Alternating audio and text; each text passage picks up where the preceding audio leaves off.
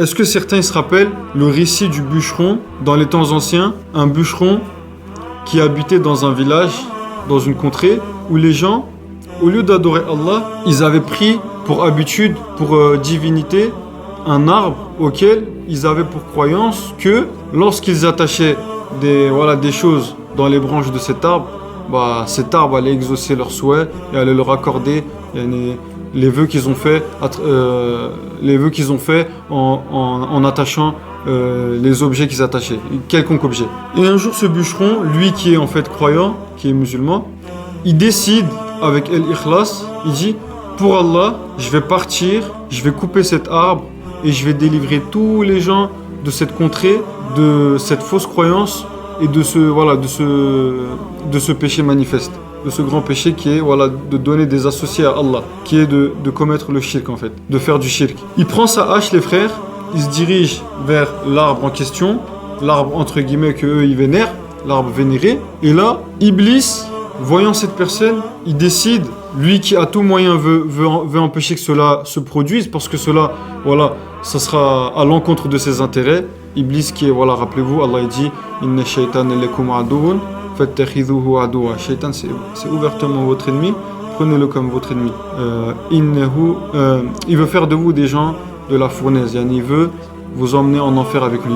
Et Iblis, il prend une apparence humaine, et il accoste la personne. Il lui dit: oh Foulen, où est-ce que tu vas? Dis-moi où vas-tu?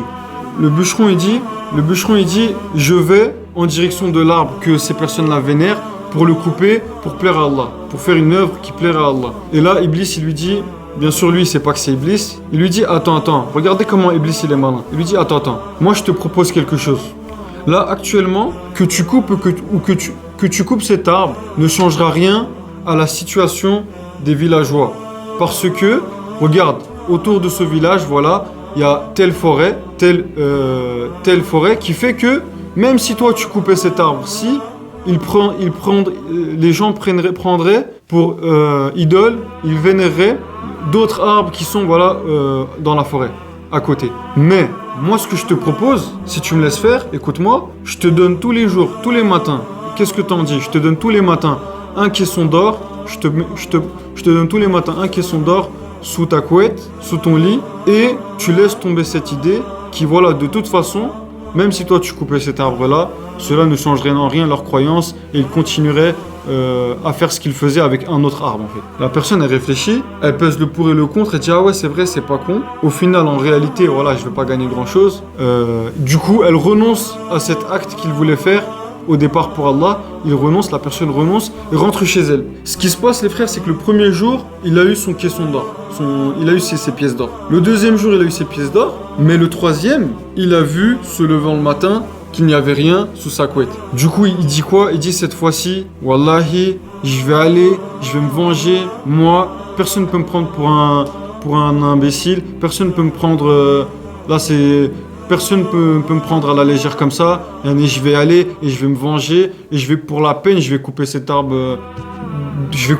tout de suite, etc. Je vais aller couper cet arbre. Il reprend la même hache, il part en direction de l'arbre. Et un détail que j'avais oublié de vous donner, c'est qu'avant de faire ce dialogue, la personne et le bûcheron, ils ont eu un tête-à-tête, un face-à-face. Et le bûcheron, il avait maîtrisé, par la force d'Allah, il avait maîtrisé Shaitan. Mais la seconde fois, avec la colère, l'énervement, la rage, il part, il recroise Iblis, il recroise Shaitan. Shaitan lui dit: où est-ce que tu vas? Je vais couper l'arbre. Iblis il dit: tu vas pas couper l'arbre. Il dit: comment ça? Je vais aller, je vais couper l'arbre. Tu vas pas couper l'arbre. Ils commencent à faire leur tête-à-tête, ils se confrontent.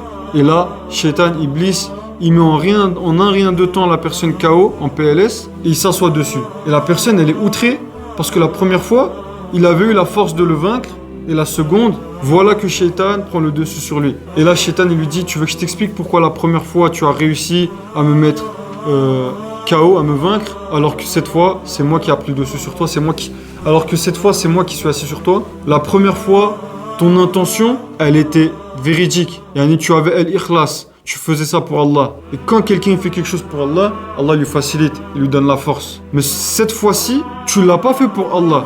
Tu l'as fait uniquement pour tes intérêts personnels pour te venger, pour satisfaire ton ego. Et voilà que Allah délaisse, n'aide pas quelqu'un qui a des intentions faussées, des intentions corrompues. Et c'est pour ça que voilà, j'ai pris le dessus sur toi.